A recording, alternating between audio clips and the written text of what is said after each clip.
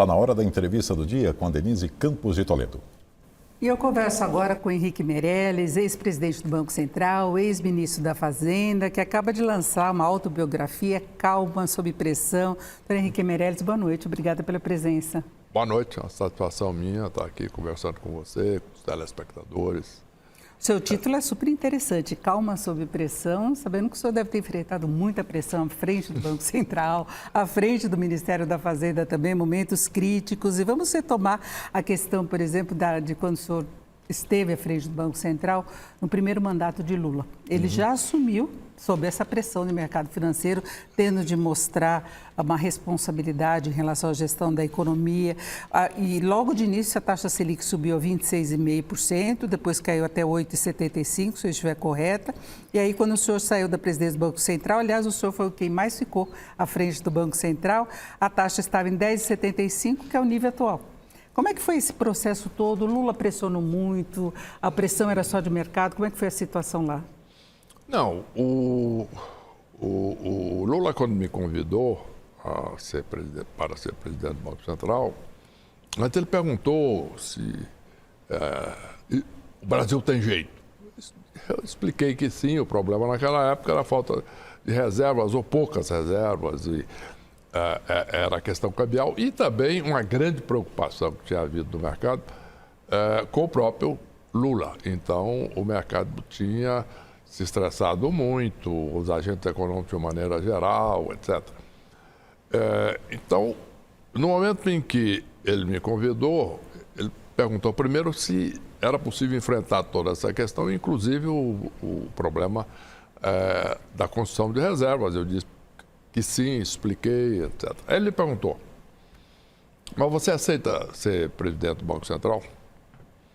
Eu digo, sim, com uma condição. Ele disse, qual? Eu disse, completa independência. Ele disse, mas independência, Meirelles? Eu te nomeio, você fica independente? Eu digo, sim, presidente, isso acontece nos outros bancos centrais do mundo inteiro, que tem mandato, etc. E também no Brasil com outros cargos. Por exemplo, se eu nomeio o ministro Supremo, no momento seguinte ele é independente, não pode demiti-lo. Entendeu? Tal. Tudo bem. A lei foi apresentada naquela época, no final não foi aprovada, foi aprovada apenas em 2021. Havia muita resistência. Ele me chamou, eu estava acompanhando e falou, Meirelles, não tem como aprovarmos essa lei agora, etc. Eu falei, presidente, vamos combinar o seguinte, nós temos um acordo de independência. Eu vou cumprir o acordo. O senhor tem a prerrogativa, porque a lei não foi aprovada, de me exonerar. Mas isso é um problema seu, não meu. Então, tudo bem. Vou trabalhar. Vou trabalhar. E ele, com isso, o assunto progrediu bem, né? Existia, evidentemente, naquela época, muita pressão. A pressão vinha de um lado, né, do próprio mercado, nervoso, etc. Aquele fator risco, né? O risco do Brasil, lá fora, inclusive.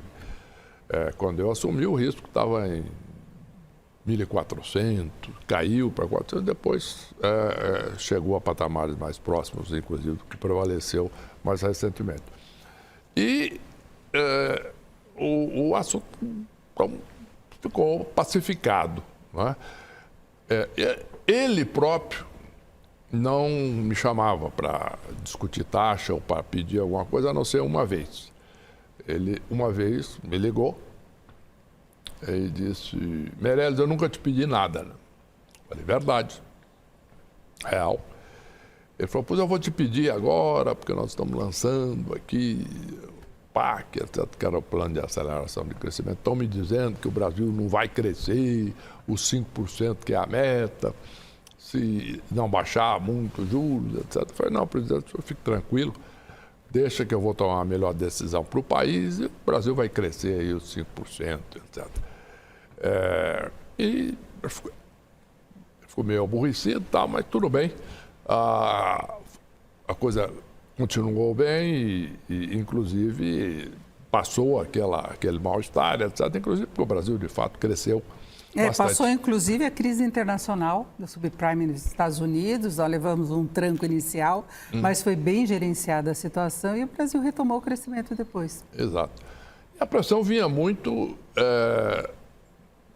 dos empresários, dos políticos, outros, etc. Então existia todo um clima de que tinha que baixar o juro para o Brasil crescer mais e, na realidade, seria um erro, porque a inflação não leva a crescimento em país nenhum. E depois o Brasil chegou ao grau de investimento, né? O grau de investimento. Que agora ainda estavam tentando recuperar. Exato. E o crescimento médio daqueles 8 anos foi de 4% ao ano, né? É acima da nossa média histórica e das últimas décadas, não é? Que o Brasil tem patinado aí nessa faixa de 2,5%, talvez agora cresça um pouco mais.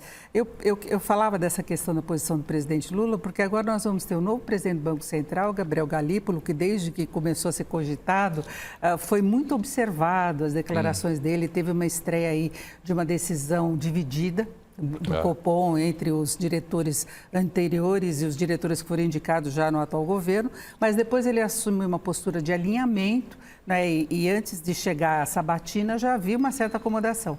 Ele passa pela sabatina já se sabendo que ele defende, inclusive, esse ciclo de alta dos juros. O senhor acha que agora, efetivamente, que o Banco Central independente, ele pode sofrer pressão? Pressão faz parte do cargo de presidente do Banco Central. Como eu disse, a pressão vem de todo lado, né? Inclusive do meio empresarial, vem, etc. O mercado tem tido ciclos. Mercado, todo mundo. É normal. E aí eu gosto muito de lembrar de um economista, Alan Witzel, americano, que numa reunião presidentes de Banco Central e economistas muito qualificados que houve na Suíça, pouco depois da reunião só de presidentes de Banco Central que ocorre na Basileia, essa foi em Lausanne, que é uma outra cidade, mas um grupo muito sênior, né? E um economista de muita experiência, amigo, ele contou uma história, dizendo o seguinte, que quando o Paul Volcker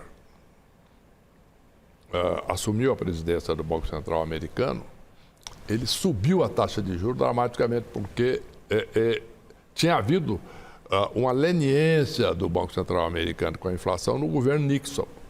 Então, no momento em que substitui e ele entrou, ele subiu muito a taxa de juros e houve até passeatas contra o presidente do Banco Central em Washington, etc., que é uma coisa inusitada. E ele ficou firme. Então, ele perguntou, qual é a grande característica necessária para qualquer presidente de Banco Central? Ele respondeu, a coragem. E calma também. O senhor agrega calma. E sempre a sua característica é essa, calma sob pressão? Sim. As pessoas, meus amigos e tal, sempre comentam isso. E no livro o senhor relata todo esse histórico aí, desde o Bank Boston? Exato. Começo lá atrás, né? Inclusive antes do Bank Boston, etc.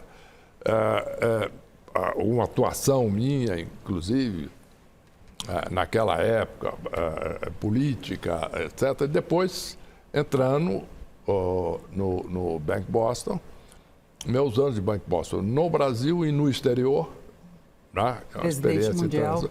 Fui presidente mundial, fui um brasileiro, que é já essa posição, na realidade, o único estrangeiro que ocupou uma posição de presidência de um banco grande americano. E depois teve a fase do Ministério da Fazenda também. Aí, exatamente. Depois, Banco Central, aqui, e depois Ministério da Fazenda. Agora, aproveitando a sua experiência para nós encerrarmos, Banco Central e Ministério da Fazenda, para se garantir um crescimento sustentável da economia com o controle da inflação, tem que caminhar meio em paralelo, né? Ter como objetivo. E hoje nós temos a questão fiscal, a necessidade de controle da inflação e a alta dos juros. O senhor prevê alguma crise para o Brasil? O senhor vê essa possibilidade de alinhamento?